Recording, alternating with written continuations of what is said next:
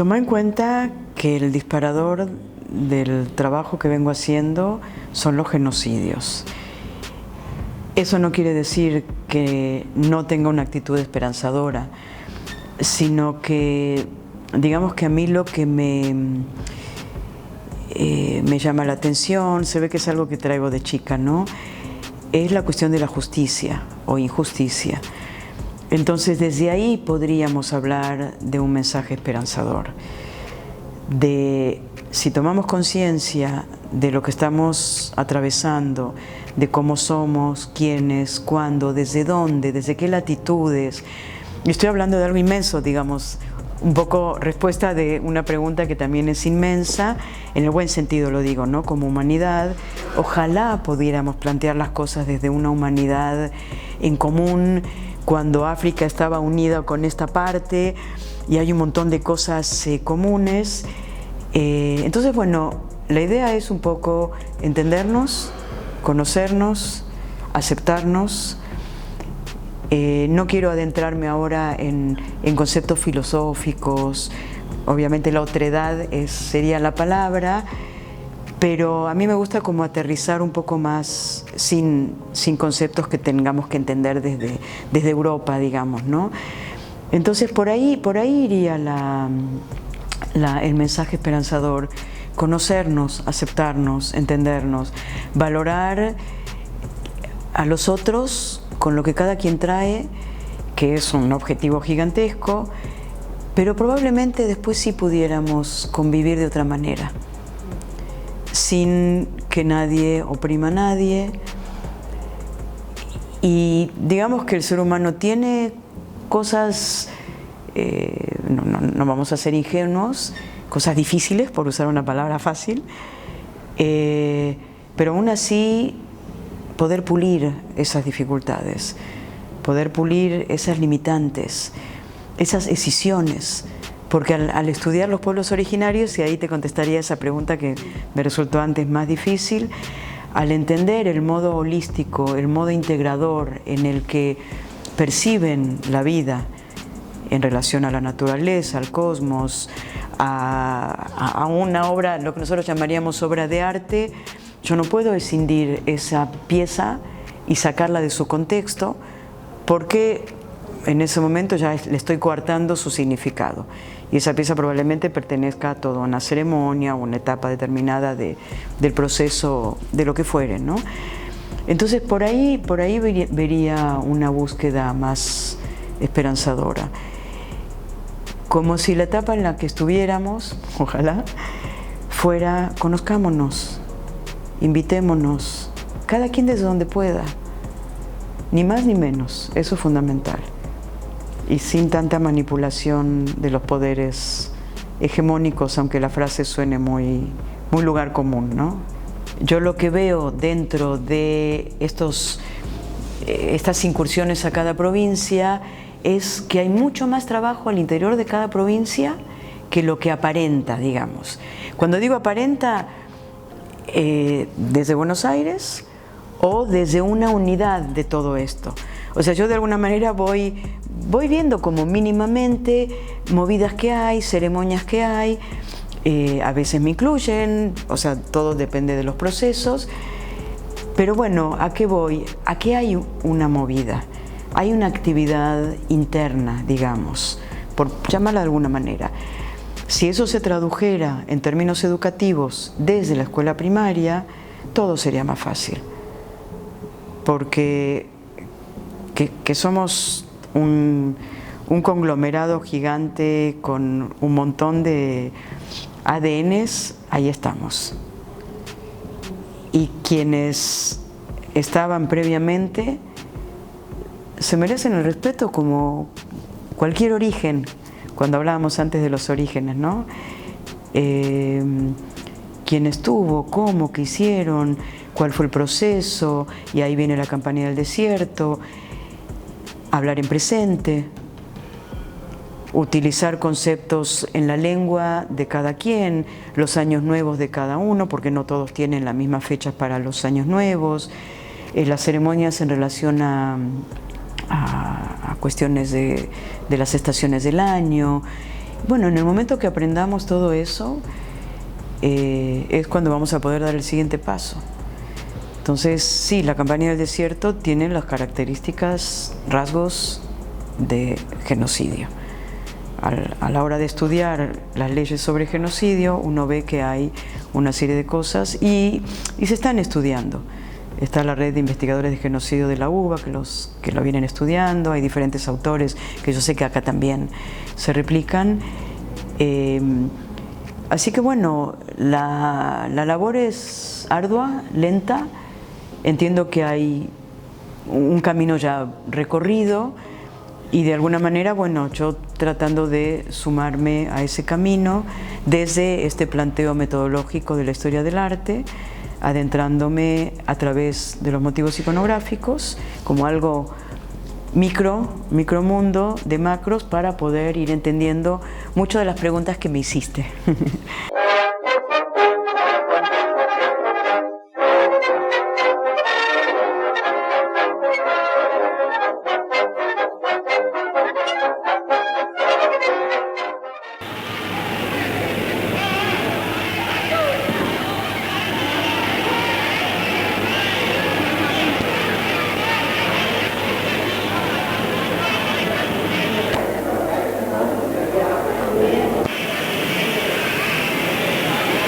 Para terminar la discusión en la cancha o en la mesa, es la mejor solución una botella de nobleza.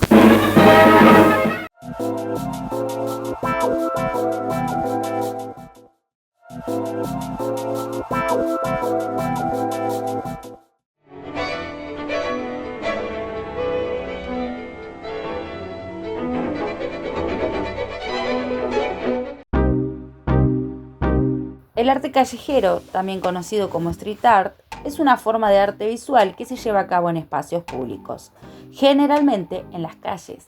Con influencias del graffiti, el arte callejero no solo se limita a las paredes, también puede abarcar carteles, stencils, instalaciones temporales e incluso intervenciones en el espacio urbano. Esta manifestación creativa que nace en la calle sin reglas y sin límites es el arte callejero en una forma de protesta, de crítica social, pero también de celebración, de belleza y de la identidad urbana. Lo que comenzó como una forma de rebeldía en los años 60 y 70, principalmente en las ciudades como Nueva York, ha crecido enormemente en los últimos años. Hoy varios artistas han logrado llevar el arte urbano a los museos y galerías más prestigiosas del mundo.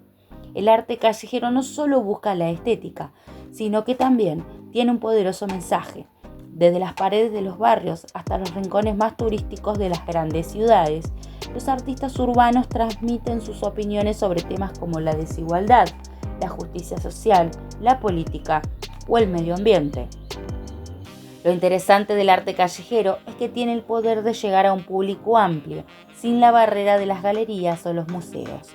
La calle es el espacio donde todos somos espectadores y partícipes, donde cada obra tiene un impacto inmediato. También tiene un impacto directo en las comunidades. Muchos proyectos colaborativos permiten a los artistas interactuar con los vecinos y transformar espacios públicos en puntos de encuentro y reflexión. La calle se convierte en un lienzo, pero también es un medio para fortalecer la identidad. El arte en las calles conecta a las personas, les da una perspectiva de su entorno. Al integrar a la comunidad en estos proyectos, generamos un sentido de pertenencia y orgullo. Con el tiempo, el arte callejero ha dejado de ser solo una expresión efímera. Muchas obras se han convertido en emblemas de la cultura urbana, algunos incluso protegidos como patrimonio cultural. De ser un acto subversivo, el arte en las calles ha trascendido y se ha integrado al arte contemporáneo. El arte callejero continúa siendo una de las formas más vibrantes y auténticas de expresión. Desde las calles hasta las galerías, sigue capturando la esencia de lo urbano, lo político, lo cultural y lo identitario. Yo siento que las cuestiones de justicia e injusticia como que fueron algo que siempre me atravesaron. Luego cuestiones familiares, de los abuelos que llegaron a la Argentina. charlas con mi papá, que era poeta, muy sensible, y hablábamos de diferentes pueblos, de diferentes culturas. Y cuando yo empiezo a ver que me va llamando la atención, incluso desde chica, las lecturas que hacía, el camino, digamos que medio que ya estaba trazado. Lo que pasa que, bueno, tenía que llegar a vivir fuera de la Argentina probablemente, o a estar en un espacio sumamente bélico, como es Jerusalén. No digo que esa sea la razón, ¿no? Pero son otros parámetros. Y ahí hay mucha arqueología, por ejemplo, y mucho estudio iconográfico de todo lo que te estoy comentando. No de los pueblos de acá, obviamente, de la arqueología de allá, cuestiones prehistóricas. Entonces, ese modo de trabajar fue para mí como implícito.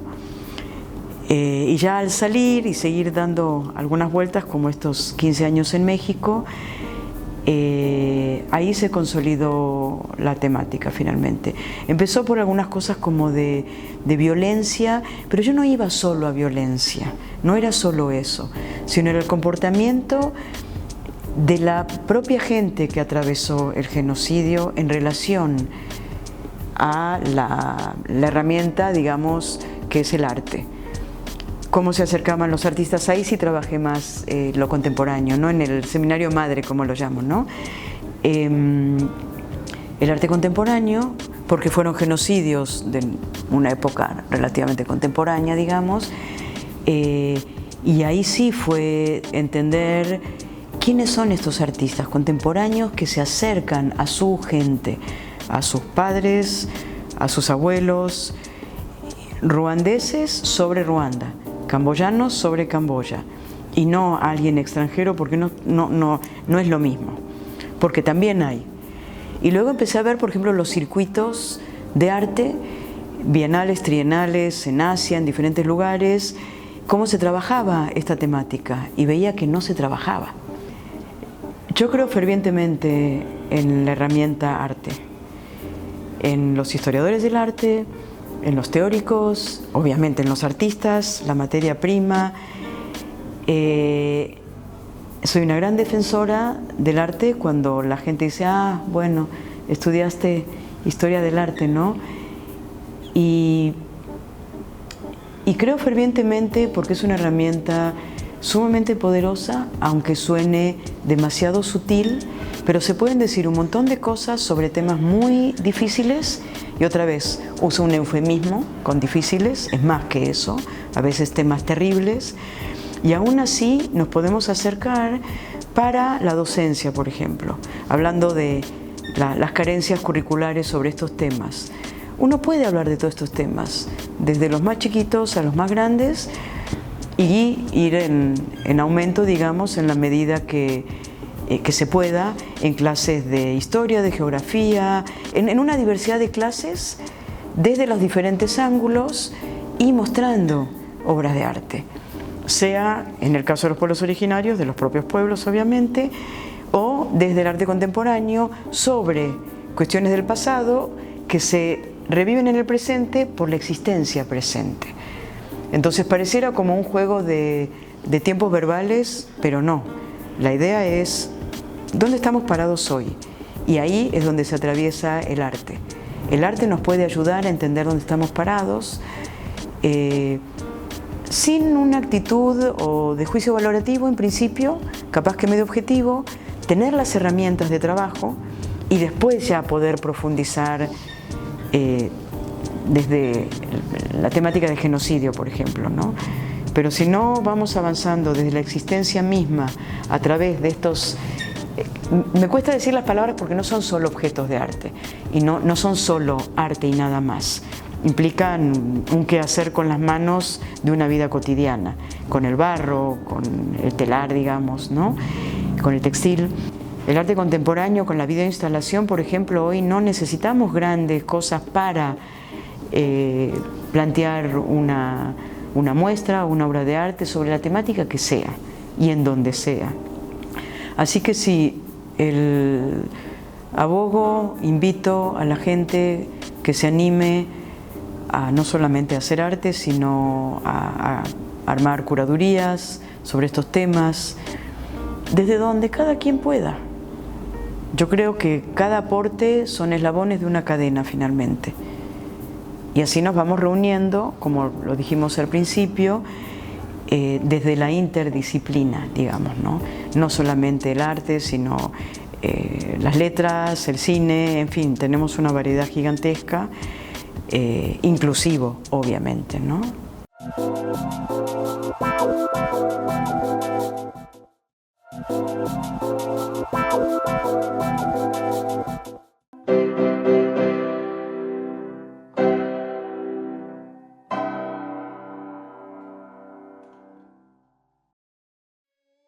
Las guerreras del sol naciente. La historia de los samuráis ha sido contada muchas veces, pero un reciente hallazgo arqueológico ha cambiado nuestra visión del Japón feudal.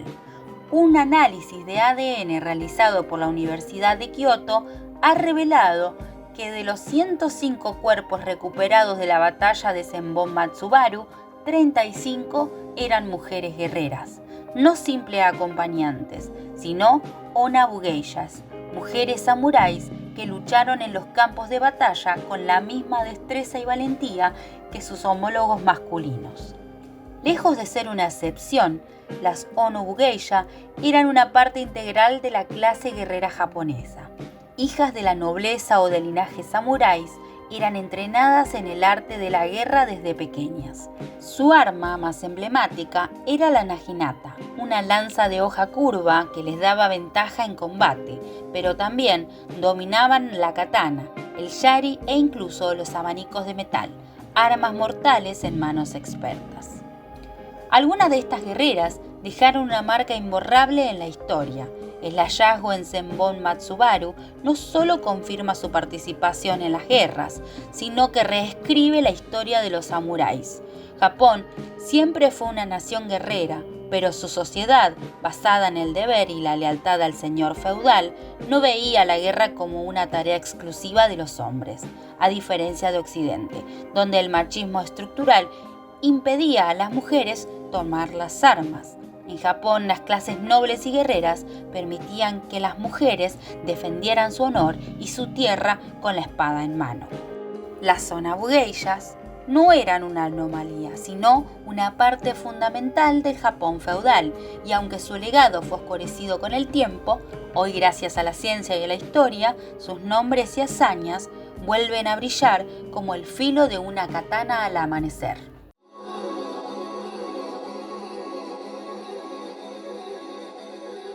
Hoy hemos decidido hablar de un libro. El libro es Las niñas del Naranjel, de Gabriela Cabezón Cámara. Y lo elegimos porque estamos grabando, hoy es 1 de febrero del 2025, y hoy se hace la Marcha Federal del Orgullo Antifascista y Antirracista. Entonces nos pareció que era apropiado elegir este tema porque, bueno, de alguna manera trata sobre la recuperación en la historia de personajes que, como en el caso de la monja Catalina de Erauso, que después se llamó la monja Alférez, narra su transformación y su tránsito, de alguna manera ficcional, a través de Gabriela Cabezón Cámara, a través de una historia que va por distintos espacios. Empieza en un convento. Su tía es la abadesa del convento, su madre ha muerto, su padre se ocupa poco, anda por las cortes, no la conoce, alguna vez la ha visto, y es criada por su tía en todos los sentidos de cómo se puede ser educada una niña en un convento, con las labores del caso, aprender a coser, obviamente aprender la religión, aprender a cantar, y así va esta monja viviendo hasta que en algún momento, desea salir de allí, pero ¿cómo hace? finalmente escapa.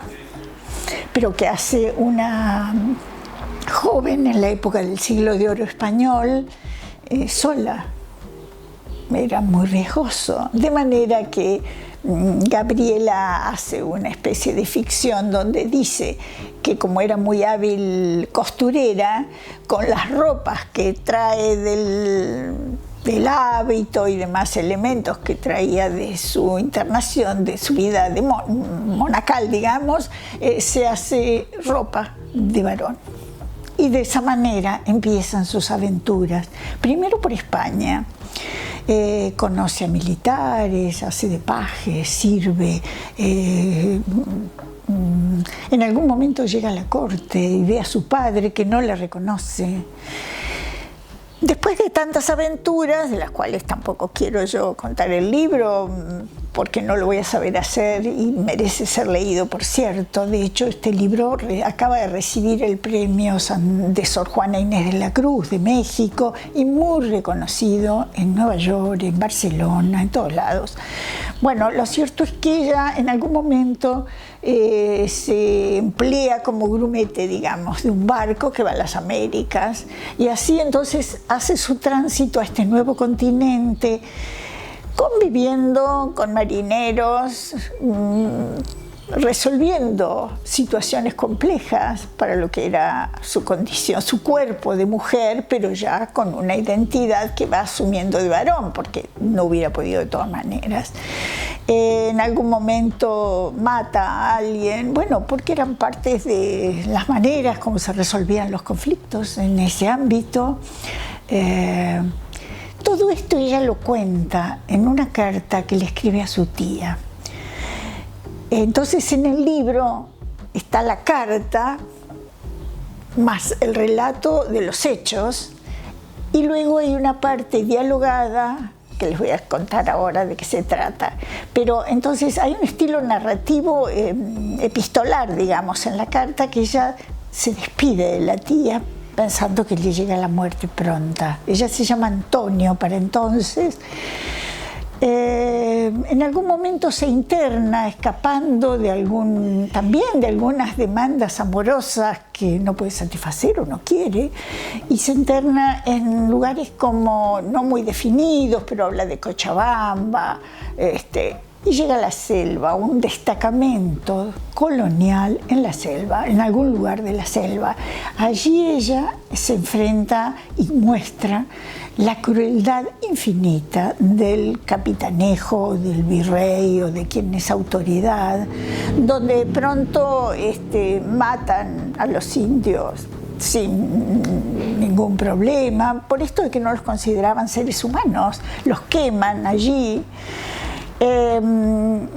Y ella va contando estos horrores a los que asiste como soldado en un principio, pero después, dado que ella era una mujer letrada, varón ya para entonces, una persona letrada y que sabía hablar, educada, digamos, entonces entra al servicio de la máxima autoridad.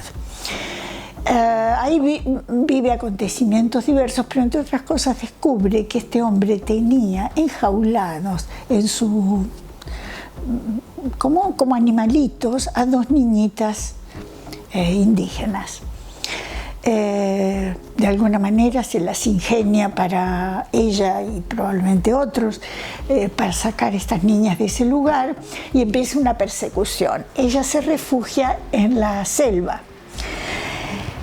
Y ahí es como si ese escenario cambiara totalmente, porque ella va a describir las plantas, las naranjas. El tema de las naranjas tiene que ver con un soneto que ella había aprendido, y el diálogo con estas niñitas indígenas guaraníes. Ella hace una investigación en el guaraní que es realmente muy conmovedor, muy conmovedor. Y esta condición humana de esta persona bien intencionada, pasando por circunstancias tan difíciles, pero que finalmente, bueno, la maestría de la escritora ha logrado trascendernos. Lo del naranjel sí tiene, porque ella además les quiere educar a las niñas en los criterios de Dios, y las niñitas la confrontan con otras verdades. En ese mundo ellos están protegidos. Alimenta a las niñas con frutos, habla con los animales también son parte de ese contexto, pero están protegidos por el mundo indígena al que pertenecen las niñas, y de alguna manera alimentados, y aparentemente los salvan cuando llega la persecución. Bueno, se los dejo para que lo puedan ver ustedes. Gracias.